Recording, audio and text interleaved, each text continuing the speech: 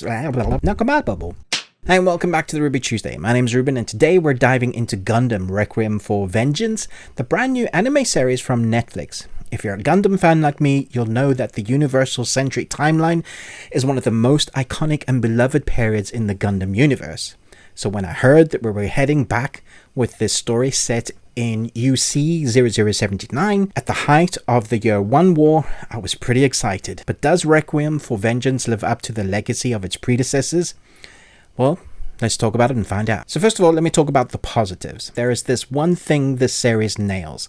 It's the brutal reality of war. The Gundam franchise has always done a great job of reflecting on the cost of conflict, and here it's no different. The story focuses on a battalion from Zeon, including our main protagonist Solari and her Red Wolf Squadron, as they attempt to recapture a base in Eastern Europe that the Federation has taken over. From the get-go, you feel that tension, the stakes are high, and it becomes clear that no one really wins in war.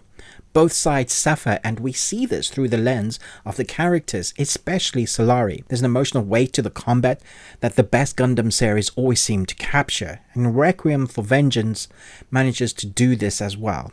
Somewhat. It explores how far soldiers are willing to go for victory and the human cost that comes with it. The animation style is breathtaking in places. I mean, some of the scenes are so photorealistic, you'll be questioning whether you're watching an anime or high-budget movie. Even the opening shot of trees and mountains I had to double take. The mechanical designs of the Gundams and the mobile suits are stellar, which is something you can always expect from a Gundam series. The action sequences with these machines are loud and hard-hitting. Think Pacific Rim, but in animation form. Whether it's the thrusters roaring, the debris flying everywhere, or laser beams lighting up the sky, it's all there. And in the action, this series shines. It's fun to watch the destruction up to a point, but the weight of the cost of the war always lingers in the background. The detail of the Gundam and the mech designs have a lived-in feeling to them. Sometimes the mechs are cobbled together with bits of junk from the war, adding a tangible feeling and an analog feeling to their design. They are heavy and loud, like Tony Stark's first Iron Man suit, only the size of two double red-decker buses like those London buses. If you're a fan of the original series, you'll love the callbacks and appreciated the updated designs that give them a fresh modern look. That is, if you're able to differentiate and separate the series from the many that came before it. And the score. This for me is a standout by far. The music is an absolute treasure. Wilbert Roget II has done a fantastic job. The soundtrack ramps up the tension during the battle scenes, but also knows when to pull back and let it breathe during those quieter, more emotional moments. The music really helps set the tone of the entire series. In the defining and pivotal moments, the score in each episode creates tension and adventure, moving the story forward but never overshadowing it. The skill in the edit is evident here too, because the editor knew when to allow the music to soar or to dip. But I can't help but admire the symphony of emotions the score is able to conjure, in my mind at least, while watching those integral story crescendo moments. Now on to the negatives. For every positive in this series, there seems to be a downside. Because I have to talk about the animation again. Because while it was breathtaking in parts, there are also times when it feels a bit, well, let's just say the human characters can look oddly robotic. The facial expressions in particular don't always feel natural. It's strange because you get these super photorealistic vistas and a perfect frame or two of a human face up close, showing some natural beauty in the midst of war.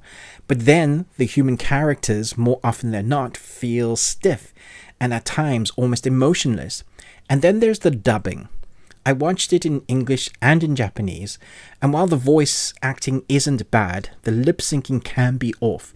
It's kind of distracting when the characters' mouths don't quite match what they're saying, especially during the more emotional scenes. It pulls you right out of the moment. And then Gundam decided to go with 3D CGI instead of the more traditional hand-drawn animation style that it is known for. I'm not saying the 3D animation is bad, it's actually quite impressive.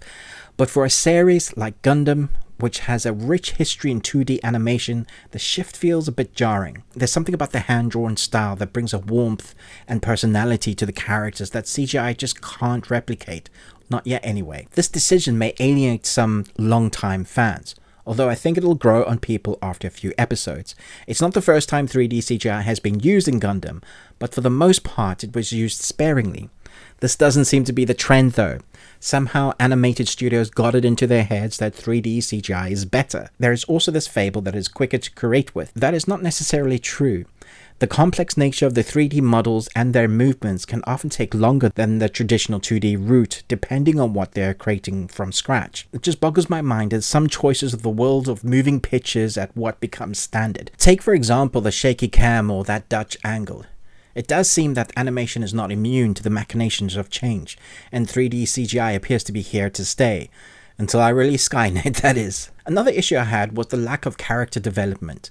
Gundam has always been great at balancing complex political narratives and deep, multi-dimensional characters, but Requiem for a Vengeance feels like it missed the mark here. Outside of Solari, we don't get much background on the other characters, and the focus is very much on the war itself rather than on developing individuals caught in it. You understand what's driving Solari, but the rest of the Red Wolf Squadron feels like background noise. I would have loved to see more about what makes these characters tick. The series is more interested in showing the toll of war, which is fine, but it sacrifices character development in the process. But back to the positives. The themes of social issues and war that are woven into the story are classic Gundam, and very much present here. The show reflects on the cost of war on both sides. You see soldiers who question their place in the conflict, and you're constantly reminded that there is no clear good or bad side in this war. It's all about survival, and Gundam Requiem for Vengeance does a good job of exploring that grey area. The political undertones are also there, as we see how both Zeon and the Federation manipulate their forces for their own gain. It's a sharp commentary on real-world issues of war, and that's something Gundam has always excelled at. And one last thing to note, the series is short, at just 6 episodes at around 22 minutes each if you skip the intro and outro and recaps. It feels a bit rushed. I feel like there was so much more to explore here, especially with the characters and the war itself. While the pacing is decent, the limited runtime means certain story elements feel underdeveloped.